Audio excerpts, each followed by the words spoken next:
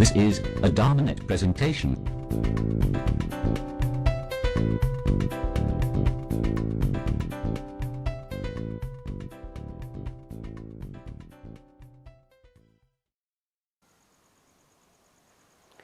So for this evening's Dhamma talk, I wanted to talk a little bit about the path of Buddhism, the idea of the path and the goal.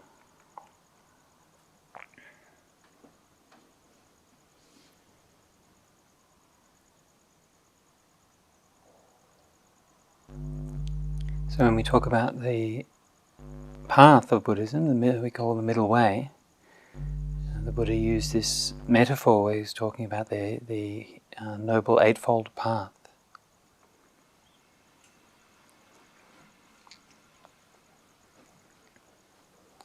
And the idea of the spiritual path or spiritual journey is so ingrained as a metaphor that it's very difficult to even think about or talk about spiritual practice without using some kind of metaphor that way. Like even if I say the word practice, actually the Pali word that we're translating by practice is patipada, which is just another word meaning a path or a journey. Or the magga is the path. You have like the brahmacharya, again the spiritual journey, spiritual wandering. We translate it as the holy life, but literally it's like a spiritual journey.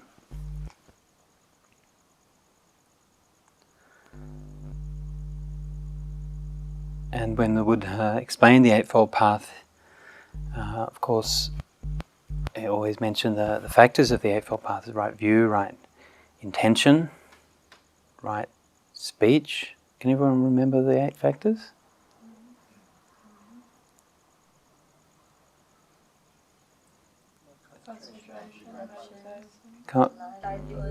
Okay, let's get them in order, okay? Number 1, right view. Number 2, number 3.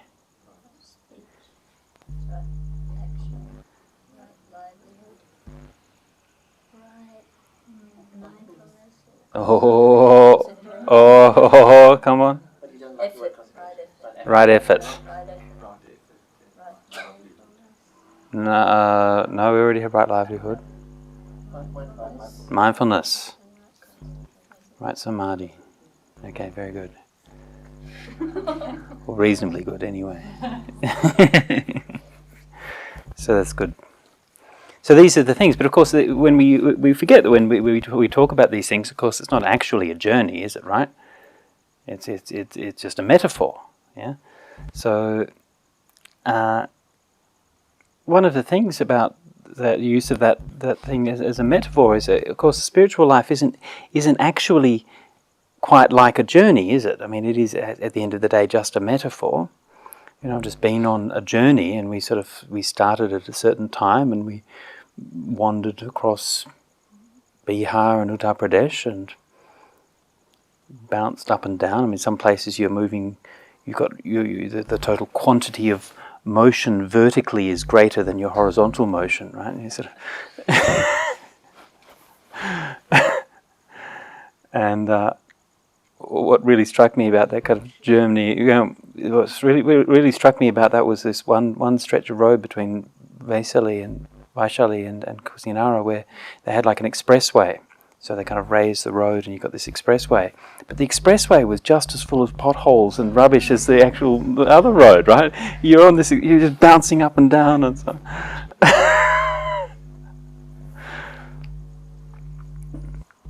So you do that for a kind of a while, and then it ends, right? And then that's a kind of a journey. But the spiritual practice isn't quite like that, is it? Because spiritual practice, you keep going. And if you look at those factors of the Eightfold Path, you think, well, are those things that have a start and a beginning, a beginning and an end, right? Right view, is that something that has a beginning and an end? Well, kind of, right? I mean, kind of in a sense it has a beginning in the sense that you maybe hear the Dhamma or hear the teachings, and for the first time you maybe recognize something. Yeah? For me, when I went to do my first retreat in Thailand, and you go and they teach you about impermanence and anicca dukkha anatta, impermanent suffering and not self, and sort of explain what these things mean. And so you've got the beginnings of kind of right view is there, right? So in a sense, you can say, well, that was the beginning, right? Except it's not really a beginning, because actually there were lots of different parts of Buddhism or Buddhist ideas, or what we'd consider right view, which were already present, right? I mean, for example, I already had the view that of morality or ethics, that it's a good idea to do good things, right? And I already was trying to practice harmlessness, right? And so on. And even a lot of things like how the mind is this sort of force which helps to construct the world, and so how the world that we live in is a world which we are subjectively determining, and these kinds of things are ideas that I'd come across before I encountered Buddhism. So actually, even though we can sort of point to a date when that journey of right view starts, actually it's not really, it's just a sort of, it's something that's been going on your whole life, really. And you look back and you think, well, actually as soon as you're born, you're starting to learn. And you're starting to learn about concepts like self and other, right? About caring, yeah? About responsibility, about cause and effect. And these all sort of come in and inform what you're doing as right view. The same thing with other factors of the path, like the practice of, say, right intention, yeah? The practice of loving kindness, letting go, compassion. Yeah? So these are the emotional motivations and forces that lie behind the choices that we make. And so again, if you encounter Buddhism or you encounter the Dhamma, you might sort of become more aware of these things, you might understand them more clearly, you might want to practice them more deliberately or more consciously. But it's hardly as if that's the first time you've ever felt compassion, or the first time you've ever felt about letting go of anything, right? I mean, they're all an ordinary part of human experience. So it's very difficult to kind of point to a beginning stage of these practices. And similarly, it's kind of hard to point to an end of them as well, isn't it? One of the controversies in spiritual circles is whether we should have an idea of a kind of a goal. If we look in the Buddhist text, you find there's this kind of ambiguity about the notion of a goal. And you know, in many places when the Buddha talked about it, he talked about it in quite a straightforward way, right? That we're practicing in order to realize Nibbana. And he called Nibbana the Atta. The word Atta is a very important word in Pali, which means literally like the goal or the purpose of something. Yeah? And so Nibbana is the Atta for which we are striving. Right? So in some ways it's very kind of straightforward. Again, the metaphor, we're here, there's a path we have to go along, and then we get to the ending, which is our goal. Right? But of course, again, it's just a metaphor. So the goal is not actually something which is over there and outside or anything like that. The goal is ending of greed, hatred and delusion. Right? So in a sense, it's not something that you can strive for. Greed, hatred and delusion are just conditions. Right? So how can you strive to end conditions? Well, conditions end themselves. There's nothing that you have to do to make them end. Right? Greed comes up when there's the causes for greed to be there, and when the causes for greed to be there aren't there, it goes. Anger is there because there's certain conditions that give rise to it. Fuel it, and when the conditions are gone, anger passes away. Delusion's there because there are conditions for delusion. When there's conditions for it, the mind will be confused and deluded, lack of understanding. And when those conditions for delusion are gone, the mind will see clearly. So the idea that you have some kind of practice which makes these things come to an end is, again, is a metaphor and has some usefulness, but also has some kind of limitations. So, on the whole, in Buddhism, we do have an idea that there's an end goal, right? We do believe that we're practicing for Nibbana, and that there's a sense that perfection is possible. Yeah? That there's a state of perfection, and when you're perfect, you don't need to keep on practicing. Yeah? So this is again a kind of bit of a double-edged sword, really, because on the one hand, you can feel, well, there is a kind of perfection, but I'm very imperfect, right? That's how most of us feel most of the time. So then how do we respond to our own imperfection? Well, what the Buddha wanted you, how he would have wanted you to respond was to say, well, look, okay, I'm still suffering, I'm still imperfect, but there is this path, and I can understand what that path is. I understand what right view is. I understand what right intention is. I understand what right speech is. And I can do that.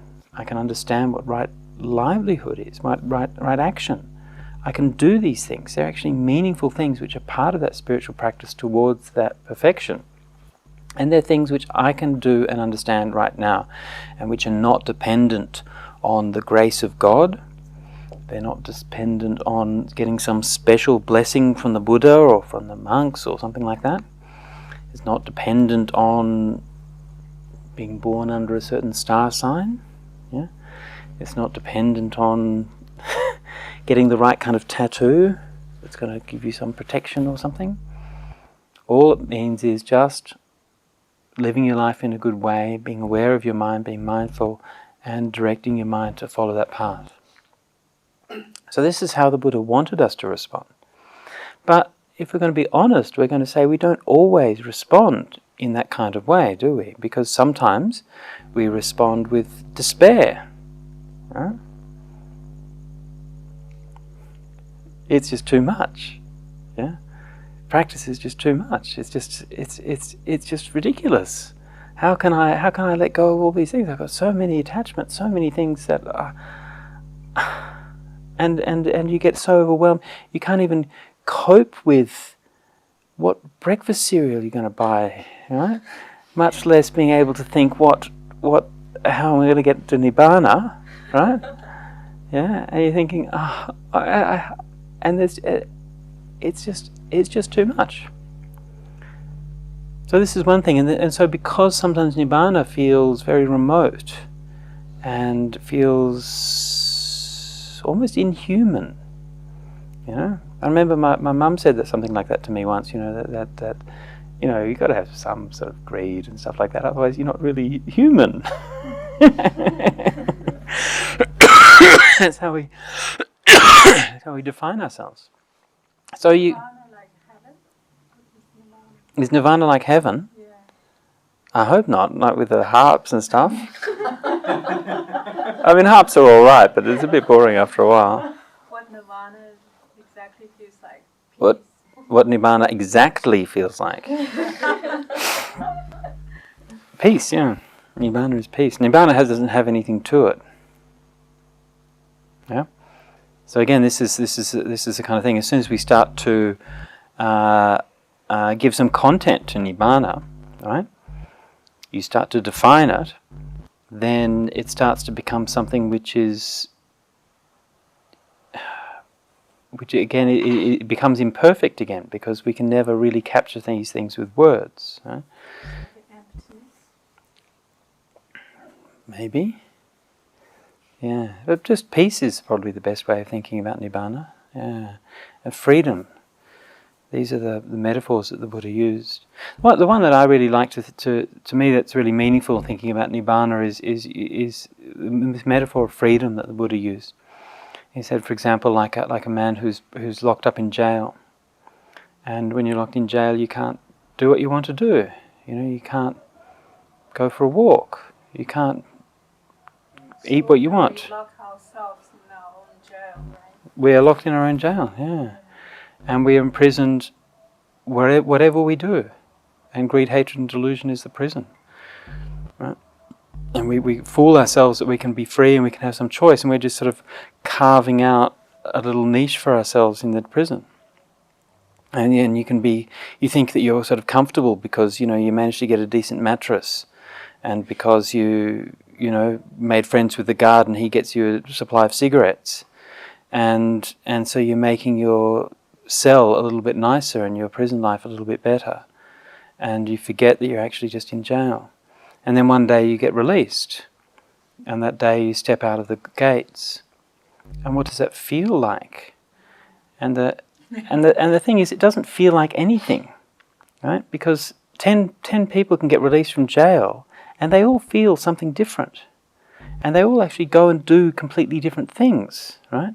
For one person it means, I'll go down to the beach and go for a swim. Another person it's, I'll go and get completely drunk. Another one it's, I'll go and be with my family, yeah? And it's another one, it's, it can be so many different things. Somebody else just wanders around, just like nothing. They're just so happy to be free. So the actual experience, the reality of it, the content of it, is completely different for each person. Yeah? But it all has that unifying flavour, which is the flavour of freedom. Yeah? So you can't... But that flavour of freedom isn't anything. Yeah? It's just the lack of the oppression that you're experiencing before. Yeah, so this is why it's very hard to pin it down. The kind of feeling you feel, I'm free, Mm. right? You might do different things, but it's just that time, that moment when you're released, you feel like, that must be a very nice feeling, I would imagine. I would imagine too. Yeah. Yeah. So we have this goal or this idea in the mind of Nibbana, but sometimes it feels very distant, and so we have that feeling of, sometimes a feeling of kind of despair, or feeling that it's kind of irrelevant. And a lot of people, even people who are Buddhists, and I think even probably most traditional Buddhists, the idea of Nibbana is really kind of irrelevant for most people. Maybe it's kind of in the background as a kind of an idea or something, but most people don't really know what it means. And it's not sort of a meaningful kind of motivating force in people's lives. Of course, the other problem that you get is when you, is the opposite problem from then despair, which is the proud realization, yes, I have realized Nibbana. So I am enlightened. I am perfected. And that's a real problem. Lots of us just want to... So if you imagine that you're free, or you imagine that you're enlightened, then it's not necessarily a bad thing in the sense that you can be quite happy and so on, but it becomes an obstacle to your progress, right? You get kind of locked into this kind of idea, and you get very kind of defensive about it. You can see again, this is very common in Buddhist circles and in spiritual circles. So the solution, or I think the approach we should be taking, is neither that Nibbana is something which is so distant and so remote that it's unimaginable, nor the idea that it's something which is very simple and very easy, but the idea that the important point is that the path is so powerful that even that profound goal of Nibbana is something that can be achieved. It's not. We shouldn't be trying to diminish the reality of Nibbana. We shouldn't be able to try to say that it's actually something which is quite simple or quite trivial or something like that. It is profound, and from a worldly perspective or something, it's incredibly difficult and incredibly rare to realize that. But it's only possible because of the true power of the Eightfold Path.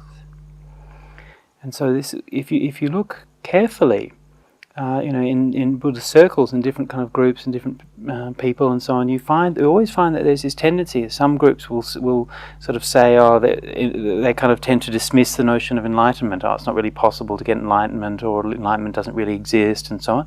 And this happens a lot in different circles. In traditional Buddhism, you find this a lot. People don't really believe in Nirvana, don't really believe in enlightenment. Similar also in a lot of the secular Buddhist circles, also they kind of dismiss this idea that you can get enlightened, dismiss this idea of perfection. Or people say that actually it's quite easy to get enlightened, right? So, you can go along and do a retreat for 10 days or a month or something like that, and then you can get enlightened by doing this retreat and so on. And, I saw an interview once with this, teacher in America, and he's like, all the guys sitting around this table in this coffee shop, we're all enlightened, and and this kind of thing. So it's either it's impossible and unattainable, or else it's no big deal really, and once you're enlightened, you still need to go to therapy and stuff like that. And that's Californian enlightenment, but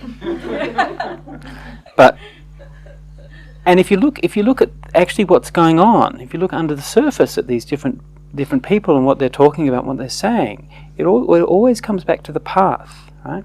You always look at how they're talking about the path and where the practice goes, and you'll always find that what they've done is they've diminished and watered down the path. Right? All the different aspects of the path have been explained away. Right? We've explained away why we don't really need to. You don't really need to keep the precept against not drinking, for example, right?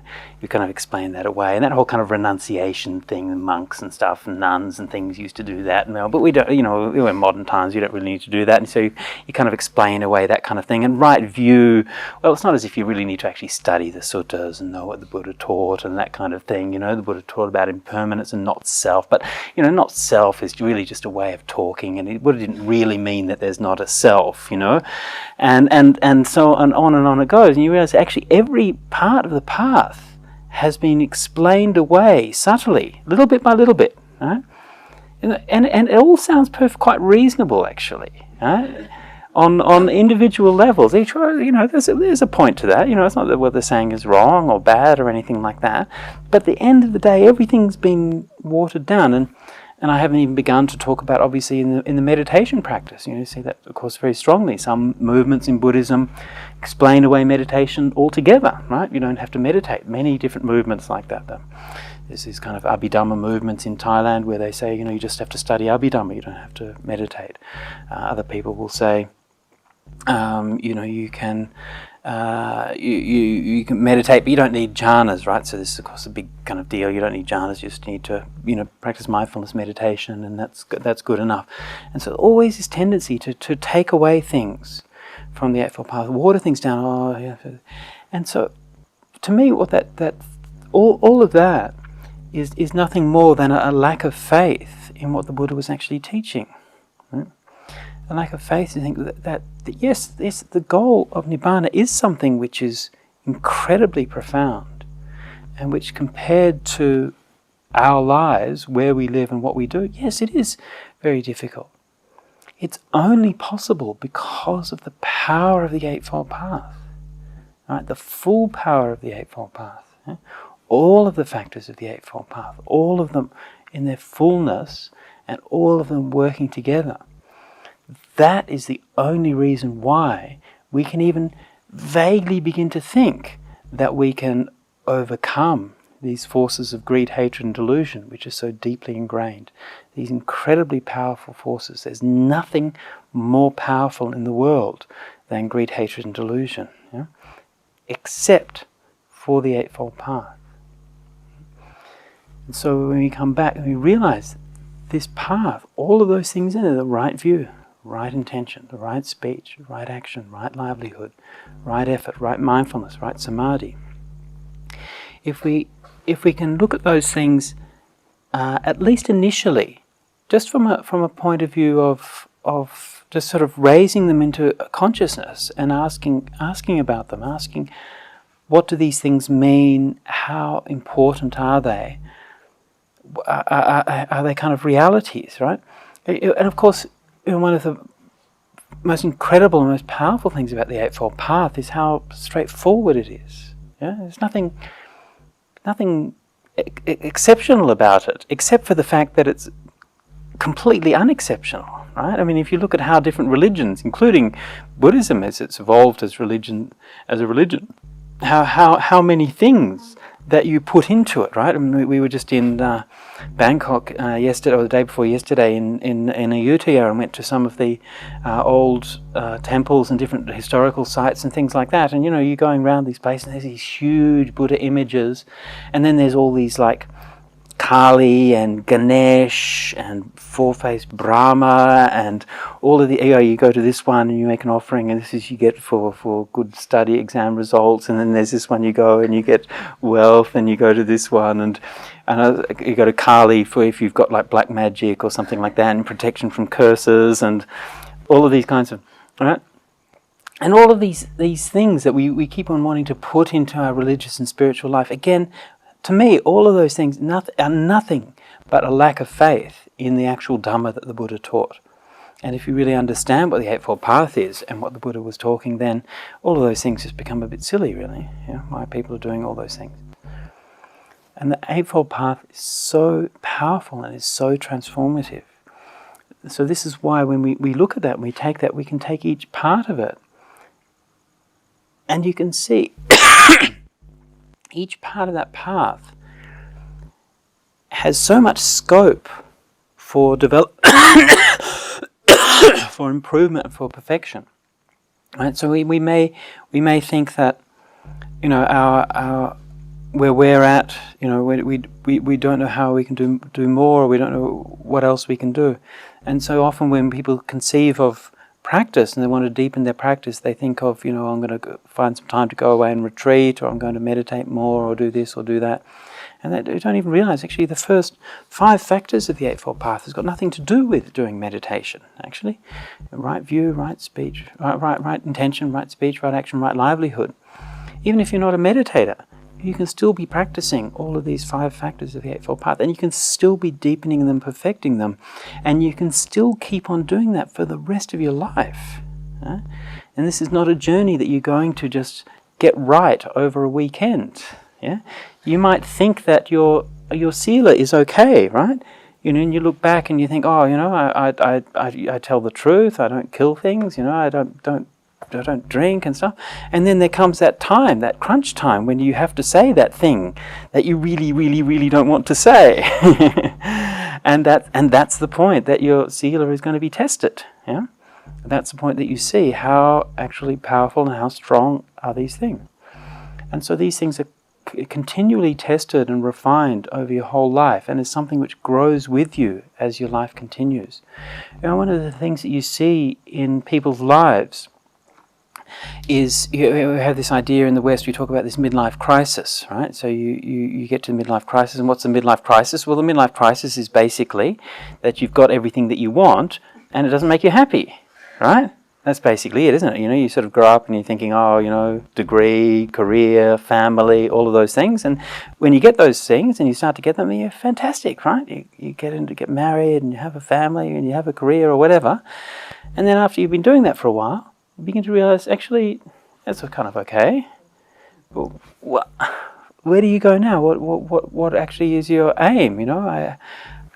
Earn more money, buy a bigger house, go on a holiday, and you begin to realize actually that those goals, there's nothing wrong with those things, but they're limited, right? Because they're worldly things, so they have a limited benefit.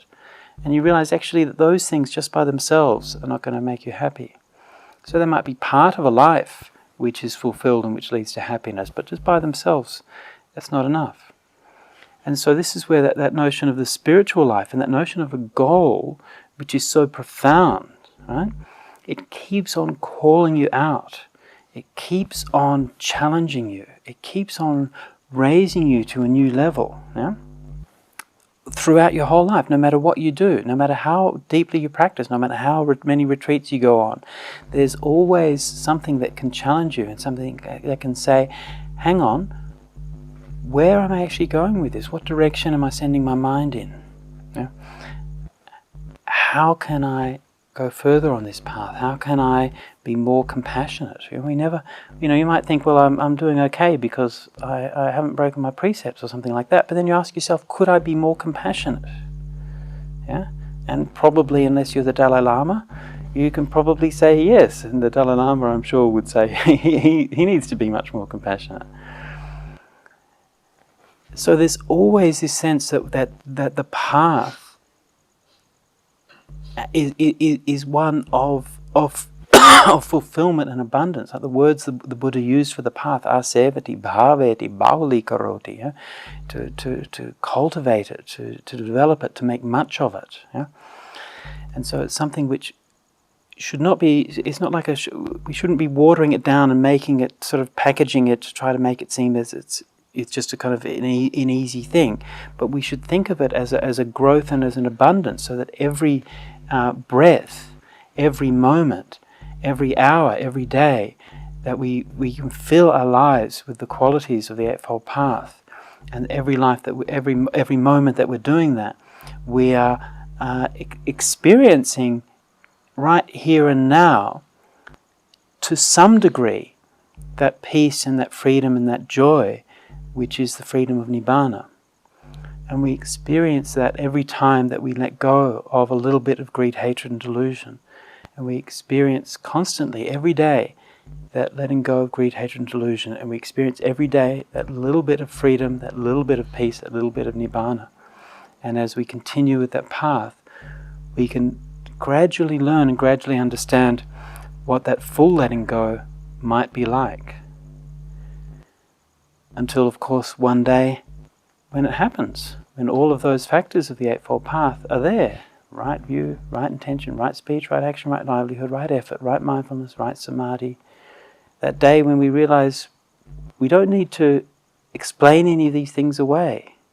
Sometimes when you're like depressed, you kind of lose control of your action, and But again, you didn't answer my question. Is willpower and control, are they factors of the Eightfold Path? No. Exactly. So don't worry about all those things. And then you look back and say, well, what actually are the factors of the Eightfold Path? Yeah. So if you find that you maybe, as you say, you then get into a very bad mood, a very depressed mood, so then you can start to recognize that, understand it. Okay, well, obviously you've got maybe anger or aversion of some kind in your mind. Maybe you have very low energy or something like that. And then you begin to understand, okay, well, when the mind is like that, then it tends to condition, as you said, wrong speech and so on and so forth. And that all comes from your mind. So at the very least, you can start to understand that. You can appreciate, okay, that's what's going on. I've got this bad mood, this bad mind states, and that's going to... So first thing you can do is just be a little bit restrained, okay, to recognize, oh, this is going to move in that direction, these kinds of things are going to happen. The second thing you can do is just to recognize that those states of mind are just conditions. Okay? And you just go through, and mind is always like that, and goes up and goes down. Sometimes it's just chemical, sometimes it's the time of day, whatever. Sometimes it's because of some psychological reason, or stress, or can be many different things. Sometimes, like you live in a fantasy for too long. You've been in a fantasy for too long. Yeah. And then reality hits. Then throw you back. And you get depressed because you're living in a fantasy. Yeah. Yeah, you're not very real. But that's good. That's good depression then. That's the depression. That's the depression of reality. Yeah. Yeah. Reality can be a shock sometimes. Yeah. But that's one of the reasons for them practicing meditation, especially things like metta meditation, because the metta meditation is and that quality of gentleness which I mentioned before. And that's something which is gives you an incredible confidence, because you know that there is a place of peace and of happiness and joy that you can find in your own heart, no matter what happens outside you. Yeah? And yes, you can still feel depressed and confused and so on, but you know that somehow inside yourself you can find that place of happiness. Maybe not right now, right? Maybe if you're too emotional or something, it's difficult right now, but you know it's still there.